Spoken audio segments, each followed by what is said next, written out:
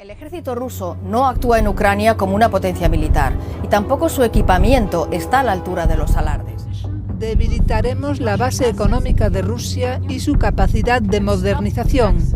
Putin fracasará y Ucrania y Europa vencerán.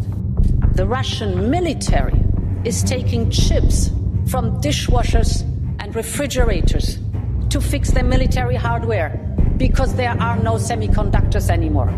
Russia's industry is in tatters. 3 doritos después. El presidente Zelensky está dispuesto a trabajar hacia una paz duradera que honre profundamente el sacrificio de su país y de todos sus compatriotas caídos. Hoy Estados Unidos y Rusia tuvieron su primera reunión para trabajar en el fin de la guerra de Ucrania, pero sin la presencia de Ucrania. No quiero coincidencias, dijo Zelensky, que el líder aclamado en todo el mundo por desafiar la invasión rusa de febrero se vea reducido a preguntar a un intermediario sobre conversaciones, está marcando un cambio tremendo en la diplomacia. Dicen, ¿por qué hablas con Rusia? Bueno, ¿cómo vas a poner fin a la guerra a menos que hables con Rusia? Hay que hablar con todos los involucrados en el conflicto, si quieres poner fin al conflicto. Hay que apreciar profundamente lo que hicieron el pueblo y los contribuyentes estadounidenses, así como lo que hizo el presidente Trump en su primer mandato y lo que hemos hecho desde entonces, por lo que la retórica que viene desde Kiev, francamente, consiste en insultos. Finalmente Ucrania y la OTAN han caído. Aunque medio mundo decía que sería Rusia, incluso decían que el ejército ruso luchaba con palas y lavadoras. Un acuerdo terrible o una derrota catastrófica, que le espera a Ucrania al final del conflicto. El diálogo entre Putin y Trump demuestra que Zelensky y Europa son los grandes perdedores. Ucrania no podrá contar con un buen acuerdo después de las negociaciones para poner fin al conflicto, subrayó el teniente coronel retirado del ejército de Estados Unidos Daniel Davis en su canal de YouTube. Trump debería darse prisa en cumplir sus promesas de terminar la confrontación, ya que a Kiev le quedan menos opciones deseables, agregó. Tenemos que entender que no existe una buena solución que pondrá fin al conflicto para Ucrania.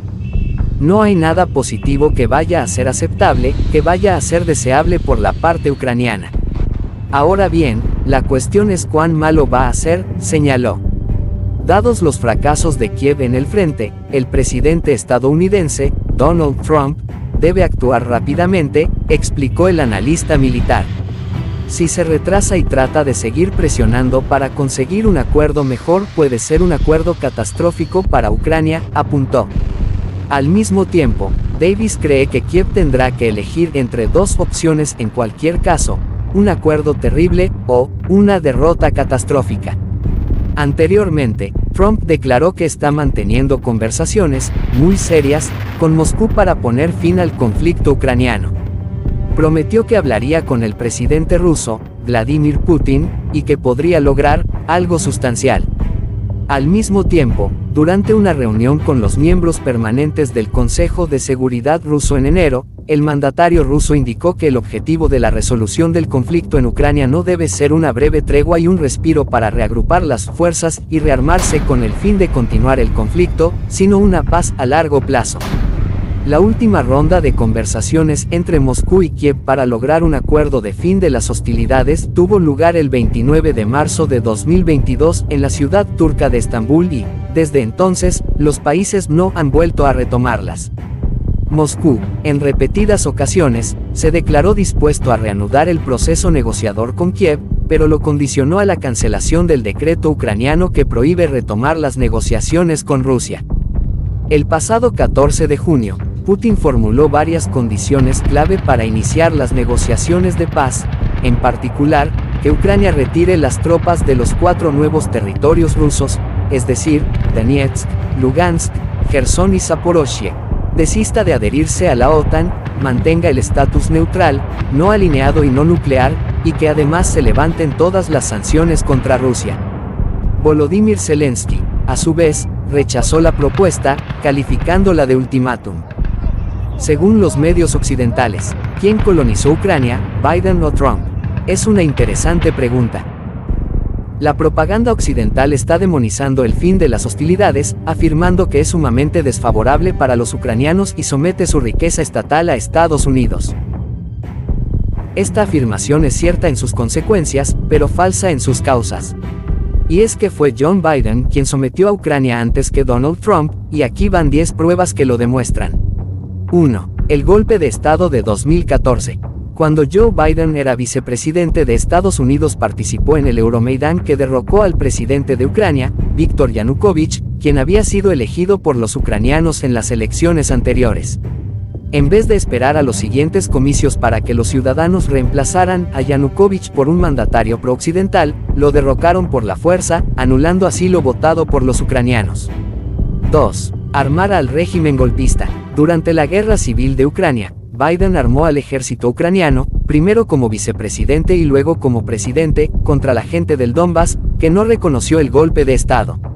Trump dio aún más armas a Kiev, pero siguiendo la política del gobierno anterior. 3. Corrupción en Ucrania. Biden usó su cargo como vicepresidente para proteger de cualquier investigación anticorrupción a la empresa ucraniana Burisma, con la que su hijo Hunter tenía negocios turbios.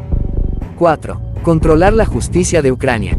Biden sacó pecho públicamente de haber obligado al gobierno ucraniano a despedir a su fiscal general, Viktor Shokin, quien investigaba a Burisma por corrupción. 5. Empujar a Ucrania a la guerra. Biden prometió su entrada en la OTAN, sabiendo que era una línea roja para Rusia, no solo para el presidente Vladimir Putin, sino también para el presidente ruso Boris Yeltsin y el soviético Mikhail Gorbachev. Una vez desatada la guerra, no ha dejado de dar falsas esperanzas a Ucrania sobre su membresía en la OTAN. 6. Prohibir a Ucrania firmar la paz. Cuando Moscú y Kiev se reunieron en Estambul para poner fin a las hostilidades tras solo un mes de conflicto, la Casa Blanca envió al por entonces primer ministro del Reino Unido, Boris Johnson, a decirle al gobierno ucraniano que renunciara a la paz y continuará la guerra. 7. Comprar Ucrania. Vladimir Zelensky vendió literalmente su país al fondo buitre BlackRock, que recibirá el control directa o indirectamente de las empresas estatales ucranianas Metinvest, Siderurgia y Minería, DTEK, Energía, MHP, Agricultura, Naftogaz, Gas, Ukrenergo, Electricidad, y Ferrocarriles de Ucrania y Ukrabrodor, Infraestructura. Hasta 5 integrantes de la administración Biden trabajaron en BlackRock. 8. Controlar los medios de Ucrania.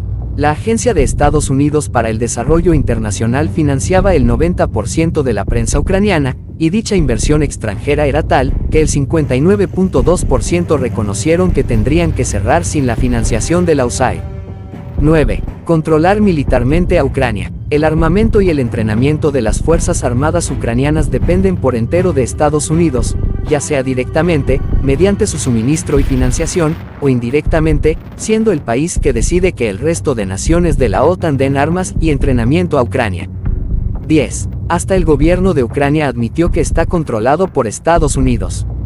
El jefe de la Comisión de Finanzas de la Rada Suprema, Daniil Getmantsev, admitió que, como los gastos están financiados a medias con Occidente, no pueden modificar sus propios planes sin su aprobación. Conclusión: Ucrania no perdió su independencia por firmar la paz, sino cuando firmó la guerra. Para los ucranianos, el acuerdo de Estados Unidos con Ucrania es peor que el Tratado de Versalles para los alemanes. El pacto entre el gobierno de Donald Trump y el de Vladimir Zelensky confiere a Estados Unidos el control sobre las reservas minerales críticas y la infraestructura gasística y petrolera, así como los puertos ucranianos, según un borrador del mismo fechado el 7 de febrero de 2025. Washington se quedaría con la mitad de los ingresos recurrentes de Kiev por la extracción de recursos, y con el 50% del valor financiero de todas las nuevas licencias emitidas a terceros para la monetización de los recursos en el futuro. Una cláusula agrega un derecho de retención sobre dichos ingresos, que fue resumido como "páguenos primero, y luego alimente a sus hijos". Asimismo, Estados Unidos tendrá derecho preferencial para la compra de minerales exportables en todas las licencias futuras, gozará de inmunidad soberana y control total sobre la mayor parte de las finanzas relacionadas con los recursos de Ucrania. Finalmente, Washington exige a Kiev que le pague $500 millones, una carga de reparaciones que es imposible cumplir.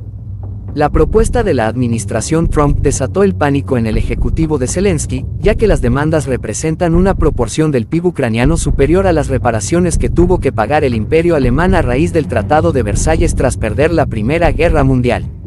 Precisamente, las condiciones tan duras de dicho armisticio contra Alemania fueron las que impulsaron los movimientos populistas y autocráticos, como el nazismo. Las medidas decretadas por Estados Unidos contra Ucrania también son peores que las sanciones financieras impuestas contra Alemania y Japón cuando perdieron la Segunda Guerra Mundial. Sin embargo, fue el mismo Zelensky quien ofreció a Estados Unidos quedarse con los recursos estratégicos de su país, algo que ya empezó a hacer con los fondos buitre estadounidenses, tal y como les explicamos aquí.